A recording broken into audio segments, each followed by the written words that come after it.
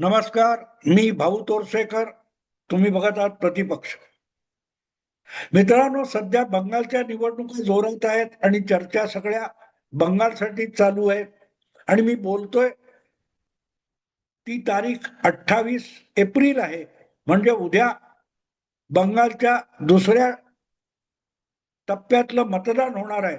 आणि ते मतदान संध्याकाळी संपल्यावर 7-7:30 नंतर एक्झिट पोल वगैरे यायला लागतील आणि पुढचे 3-4 दिवस तो खेळ चालू राहील. कारण 4 मे रोजी मतमोजणी आहे. अशा वेळेला ज्या ज्या प्रकारच्या भाषा ऐकू येत आहेत, ज्या ज्या प्रकारचं विश्लेषण आणि विवेचन ऐकायला मिळते आणि ज्या प्रकारचे व्हिडिओ बंगाल मधून बघायला मिळतात, त्यामध्ये एक पक्ष एक शब्द हा वारंवार येत असतो, ज्याला भद्रलोक असं म्हणतात. आपल्याकडे सुखवस्तू वर्ग, बुद्धिजीवी वर्ग असं ज्याला म्हणतो आपण, त्याला बंगालमध्ये भद्रलोक म्हणतात. भद्रलोक म्हणजे बुद्धिजीवी वर्ग हा अतिशय संवेदनशील असतो असं एक गृहीत आहे. पण मला विचाराल तर मी नेहमी म्हणतो की बुद्धिजीवी वर्गापेक्षाही अज्ञानी लोक हे अधिक संवेदनशील असतात आणि वास्तविकतेच्या जवळ असतात. बुद्धिजीवी वर्ग हा कायम आपल्या ज्ञानाच्या उभेमध्ये जगत असतो, सुरक्षित अशा कवचामध्ये जगत असतो, अत्यंत सुरक्षित स्थळी बसून, म्हणजे जसं क्रिकेटच्या मैदानामध्ये कुठेतरी उंच असलेल्या कॉमेंट्री बॉक्समध्ये बसून ते समालोचक हे कॉमेंट्री करत असतात, त्यापेक्षाही भद्रलोक किंवा बुद्धिजीवी वर्ग वेगळा नसतो. प्रत्यक्ष मैदानावर खेळणारे जे खेळाडू असतात किंवा तो खेळ बघायला स्टेडियमच्या त्या सगळ्या शेडमध्ये बसलेले लोक असतात, त्यापैकी कोणालाही एखादा चेंडू लागू शकतो, त्यांचा अपघात होऊ शकतो. पण या सगळ्यापासून सुरक्षित कडेकोट कवचामध्ये बसलेले असतात ते कॉमेंटेटर. ते वर्णन खूप करत असतात, पण त्या प्रत्यक्ष खेळापासून अतिशय सुरक्षित जागी बसलेले असतात. बुद्धिजीवी वर्गाची कहाणी नेमकी तशी आहे. ते अतिशय सुरक्षित जागी बसलेले असतात आणि आपल्या ज्ञानाच्या आधारावर जगाकडे बघत असतात. त्यामुळे वास्तविकतेचे चटके त्यांना लागत नाहीत. ते दुरून बघत असतात, जसा थिएटरमध्ये बसून सिनेमा किंवा नाटक बघावं. त्यामुळे स्टेजवर काय घडतंय किंवा पडद्यावर काय घडतंय त्यावर भाष्य करावं, त्या पद्धतीत हा बुद्धिजीवी वर्ग हा प्रत्यक्षात जगात घडणाऱ्या घटनांवर दूर कुठेतरी बसून आपलं मतप्रदर्शन करत असतो, त्याला भद्रलोक म्हणतात. आणि म्हणूनच बंगालची जी आज दुर्दशा जी झालेली आहे, अशाही परिस्थितीमध्ये बंगालचा भद्रलोक अजूनही ममता बरोबर राहणार का, की भाजपला भद्रलोकचा म्हणजे बुद्धिजीवींचा आशीर्वाद मिळणार का, ही चर्चा सध्या सगळ्या भाषेतल्या माध्यमांमध्ये जोरात आहे. गंमत आहे की नाही मित्रांनो? बंगालचं वाटोळं झालं असेल तर सगळ्यात पहिल्यांदा ते सुधारायला पुढाकार घ्यायला पाहिजे, तो बुद्धिजीवी वर्गाने घेतला पाहिजे. भारताला स्वातंत्र्य मिळालं तेव्हा बंगाल हे राज्य देशाच्या आर्थिक उलाढालीमध्ये 26% GDP असलेलं म्हणायचे, आज ते 4-5% खाली आले. इतकी बंगालची अक्षरशः विल्हेवाट लागलेली आहे. काँग्रेस असो, डावे असो किंवा ममता दिदी असो, या सगळ्यांनी ज्या प्रकारचं राजकारण आणि ज्या प्रकारचा कारभार बंगालमध्ये केला, त्यामुळे बंगाल अक्षरशः दरिद्री होऊन गेलाय. बंगाल म्हणण्याऐवजी पुढच्या काळात त्या देशाला किंवा त्या प्रांताला कंगाल म्हटलं तरी आश्चर्य वाटणार नाही. हजारो आणि लाखोच्या संख्येने बंगालमधले तरुण रोजगारासाठी आपलं घरदार आणि आपलं राज्य सोडून पार तमिळनाडू पर्यंत, बंगलोर पर्यंत, मुंबई पर्यंत, गुजरात, अहमदाबाद पर्यंत जातात, दिल्ली पर्यंत जातात. आत्ता जे काही निवडणूक चालू आहे आणि त्यामध्ये मतदान केलं नाही तर आपला निवडणुकीचा अधिकार जाईल, मत यादी मतदार यादीतून नाव कापलं जाईल.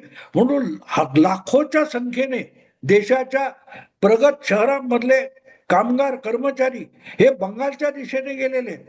दिल्ली असो, गुरुग्राम असो, मुंबई, सुरत, अहमदाबाद इथून हजारोच्या संख्येने रेल्वेच्या डब्यामध्ये अक्षरशः गुराढोरासारखे भरून ही माणसं बंगालला गेली. त्यांची दुर्दशा काय, घरदार परिवार यापासून त्यांना मैलोगंठी दूर पोटासाठी, पोटा पाण्यासाठी जावं लागतं, रोजगारासाठी जावं लागतं. 6,000 मोठमोठे कारखाने बंगालमधून बंद पडलेले, मोठमोठ्या कंपन्या बंद पडलेल्या आहेत आणि त्यामुळे रोजगार शोधायला त्यांना बंगाल सोडून बाहेर जायला लागतं. पण ही जी दुरावस्था गरीबातल्या गरीबाची आहे बंगालच्या, ज्याला आपण शूद्र लोक असं म्हणू, भद्र लोक आणि शूद्र लोक. गरीब, मी शूद्र लोक म्हणतोय तो जातीवाचक शब्द नाही. शूद्र लोक म्हणजे ज्यांना रोजच्या रोज मेहनत केली तरच ज्यांच्या घरात चूल पेटते असे आपण लोक शूद्र लोक आहोत. आणि हे बुद्धिजीवी म्हणजे भद्र लोक आहेत. या भद्र लोकांना बँकेत नोकऱ्या करून किंवा सरकारी नोकऱ्या करून नियमितपणे पगार मिळण्याची हमी आहे, तो सगळा भद्र लोक आहे. शाळा, विद्यापीठ, महाविद्यालय, कॉलेज किंवा विमा कंपन्या अशा ठिकाणी जाडजूड पगाराची नोकरी करणारे भद्र लोक आणि काबाड कष्ट करून कसं तरी 2 वेळची पोटाची आग विझवणारे सामान्य माणसं, शूद्र लोक यांच्यातला संघर्ष आज बंगाल विधानसभेच्या निमित्ताने चालू आहे.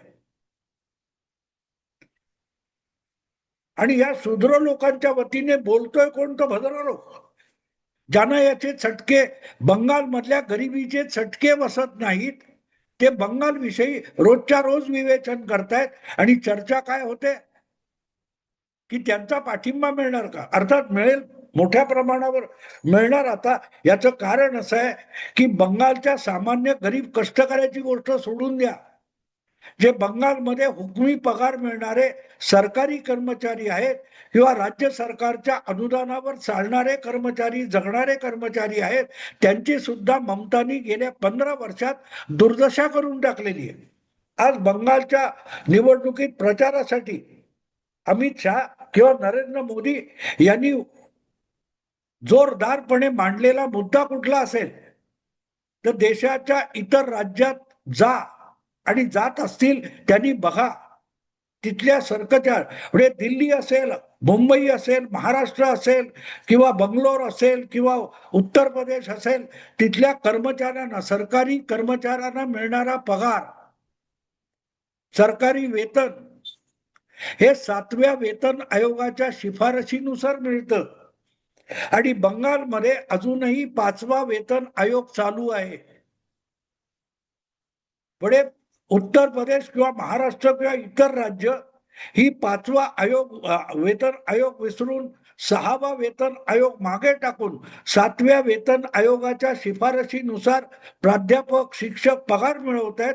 अशा वेळेला बंगालचा शिक्षक किंवा सरकारी कर्मचारी हा 5व्या वेतन आयोगानुसार पगार घेतोय आणि कशी बशी सुखवस्तू म्हणून जगतोय, तरी किती विपन्नावस्थेत आहे बघा. त्याला भद्र लोक म्हणतात.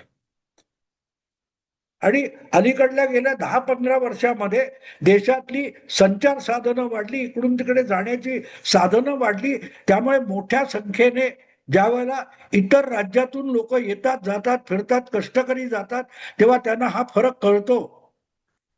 कोलकात्यामध्ये मिळणारी मोलमजुरी आणि मुंबई किंवा अहमदाबाद आणि बंगलोरला मिळणारी मोलमजुरी, अगदी घरकाम करणारी महिला गुडगाम मध्ये किंवा तुमच्या पुण्यामध्ये जो घरची भांडी घासून किंवा स्वयंपाक करून एखादी घरकामवाली बंगालची महिला असेल तर तिला पुण्यामध्ये मिळणारं उत्पन्न आणि कोलकात्यात मिळणारं उत्पन्न यामध्ये जमीन आसमानाचा फरक झालेला आहे. आणि त्यांना कष्टकरी म्हणजे शूद्र लोक म्हटलं जातं आणि हे बडे भद्र लोक. आणि ते भद्र लोक पाठिंबा देणार का? तर या वेळेला तो भद्र लोक पाठिंबा देणार आहे. सगळ्याच्या सगळा नसेल, काही प्रमाणात असेल.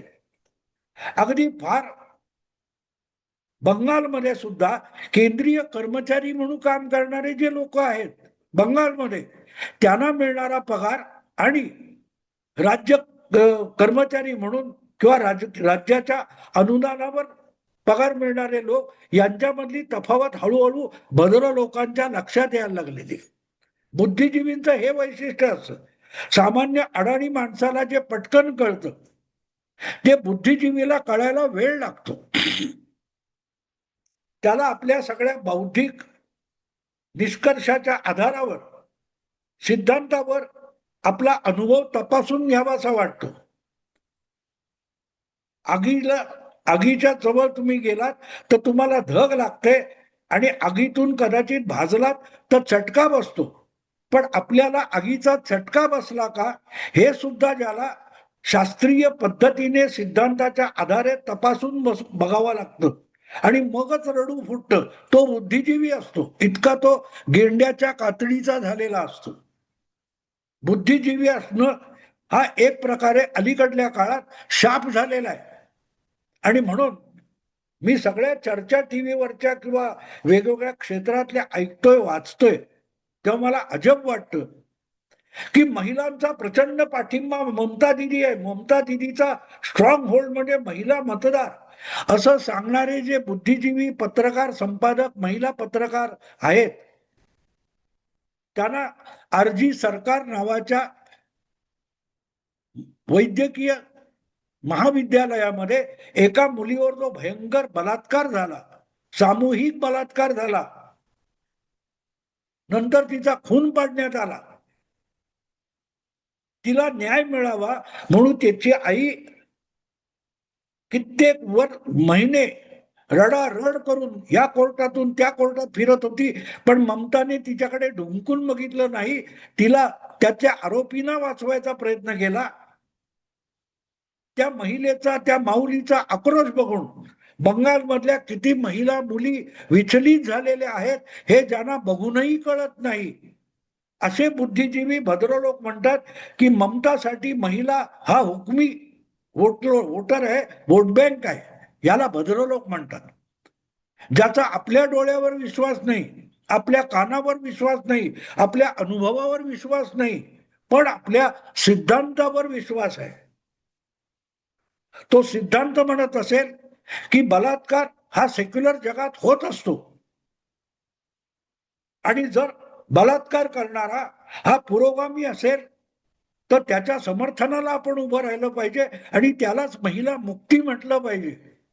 इतक्या टोकाला ज्यांची बुद्धी भरकटत जाते त्याला भद्र लोक म्हणतात. बंगालमध्ये आज सुद्धा अनेक जण पत्रकार, संपादक किंवा प्राध्यापक म्हणत असतील की महिला हा ममताचा स्ट्रॉंग होल्ड आहे, तर मला त्यांची दया येते.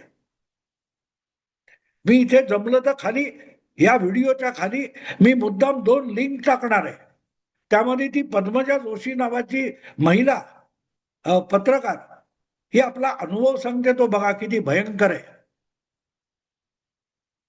बंगाल हा कुठल्याही वयात आलेल्या महिलेसाठी नरकापेक्षा नरक आहे.